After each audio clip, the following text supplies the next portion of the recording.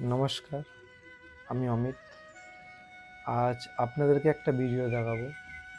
আপনারা ভিডিওটা আগে দেখুন, দেখে আপনারা নিজেরাই ডিসাইড করুন এই ভিডিওটা কোথাকার আর কী কারণে এত ভিড়।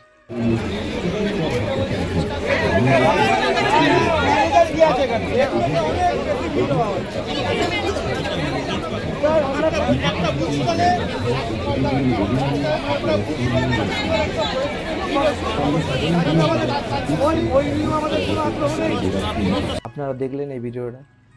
তা আমরা গেছিলাম বইমেলায়, 526 নম্বর স্টল। বইটির নাম হচ্ছে সুভাষ ফিরেছে, রাইটার হচ্ছে কুণাল বোস। এই বইটা আমরা কালেক্ট করতে গেছিলাম। এত ঝামেলা হচ্ছে বইটার জন্যে, বইটা পাওয়ার জন্যে এত ঝামেলা হচ্ছে, কি বলবো। পাশে স্টলরাও প্রতিবাদ করা শুরু করে দিল, এই স্টলটা বন্ধ করতে হবে। কারণ হচ্ছে ওনাদের প্রবলেম হচ্ছে এই স্টলে লাইন পড়ে যাচ্ছে। এতগুলো লোকের ভিড় আমরাও বুঝি, বাট কিছু লোক অবজেকশন করছে।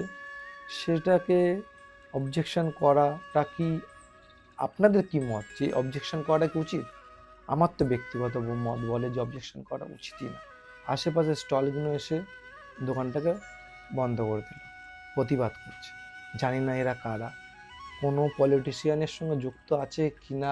আমার মনে হচ্ছে কুণাল বোস যেটা লিখেছে সেটা আমাদের কাছে এসে পৌঁছাক, সেটা হয়তো কিছু মানুষ আছে হয়তো চায় না। কেন চায় না সেটা আপনারা ঠিক ডিসাইড করবেন, কেন চায় না। সুভাষ ফিরেছে যেই বইটি, এটা তো খারাপ নয়, এটা আপনারাও ভালো করে জানেন। এটা ফেসবুকে এখন খুব ভাইরাল, সুভাষ ফিরেছে। সুভাষের বিষয়টা আমরা কতটা জানলাম, কারা করাচ্ছে এটা আমরা ঠিক জানি না। জাস্ট সুভাষকে ভালো করে দেখতে চাই যে সুভাষ কিরকম ছিল, কিরকম মানুষ ছিল, তিনি যে ফিরেছে, তিনি ফিরে আসার পর কি করেছে, সেই সব জানার জন্যই বইটাকে আমরা নিতে চাই। শেষমেশ পেলাম না, বাট আপনারা এই ভিডিওটা দেখে কমেন্ট অন্তত করবেন যে কেন এরা অবজেকশন করলো আর কেন বা এরা বাধা দিচ্ছে। নমস্কার।